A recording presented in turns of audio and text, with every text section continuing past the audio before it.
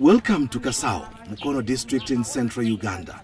Here, Mariam Nabatanzi is like any other woman if you walked past her. But get to her home and you may be forgiven for thinking this is the boarding section of a school. Nabatanzi is 39 years old and has mothered 44 children already. 38 are alive today. You heard right, 44 children, all delivered normally. Everything here is done massively with near military precision. 22 kilograms of maize or corn flour, 7 kilograms of beans, 2.5 kilograms of sugar. That's the daily feed for this humongous family. I lost count of how many breads they ate. I'm in the middle of a huge operation, feeding operation. It's like a military operation. Feeding bread and porridge, that is for breakfast, to 24 kids out of the 38. It's just unbelievable. I can't tell who is who. I just wonder how the mom does it. They've just finished now, just been serving bread and porridge. And some guys were coming back for a second take.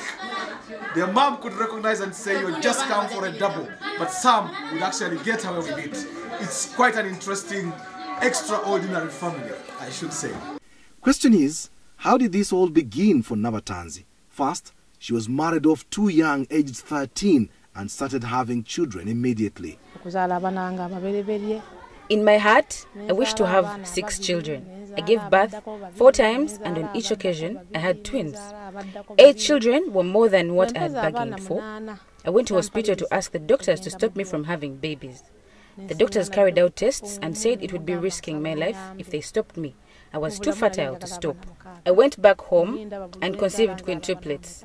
5 children at once and then 2 times more. With 23 kids, I thought it was too much and I went back to hospital. But the doctors said they couldn't stop me without risking death. I was pretty healthy, having natural births. Gynecologists say it's possible to be this fertile, although not commonplace. But once you have these many children, my question then is, how hard is it to name these children? We both break into a bout of laughter. We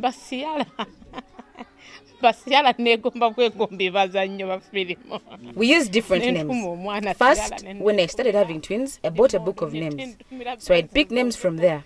Then my husband is Catholic and I'm Muslim. So don't be surprised to see a Mohammed, then a Dennis. We'd pick from each side. Then we looked for ancestral names. When the numbers got bigger, I began picking names of my favorite movies, especially Nollywood. I've got Ciara's, Precious Ozokwa, Desmond Elliot, Genevieve Naji, and so on. When you hear this kind of story, you must be wondering where the man responsible for all this procreation is. Well, when I posed this question, Mariam's lead face suddenly turned sad. I have had to put up with a lot. He's tortured me so much. He abused me, beat me up sometimes, and threatened to kill me once. He pays no school fees, nor does he even know what we survive on. Unashamedly, he comes and eats what he didn't leave home. He's not part of these children's lives. Where we are now, I bought with my own money and from doing little jobs here and there. He was in utter shock to learn I'd bought and built this place. Her biggest challenge is looking after these children with an absentee father, foremost of which is school fees and feeding the children. 14 of her children are in primary school, where she has to pay more than 5 million shillings in school dues per term. This is equivalent to around $1,500. Another 10 children are in secondary school. Some have been forced to drop out of school as the bill spirals out of control. Her dream is to educate all her children so that they may get a better life, not like what she's been through. To fund all this, she learned many skills including cake making, bricklaying, decorations, tailoring, cooking and herbal medicine. She hates having to beg. There is no end to Mariam Nabatanzi's story. It's powerful, it's captivating. Yet somehow I have to find a way to say goodbye. So what's her message? My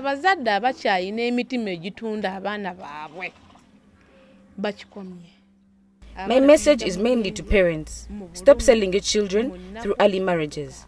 We suffer too much while losing out on parental love that can never be recovered.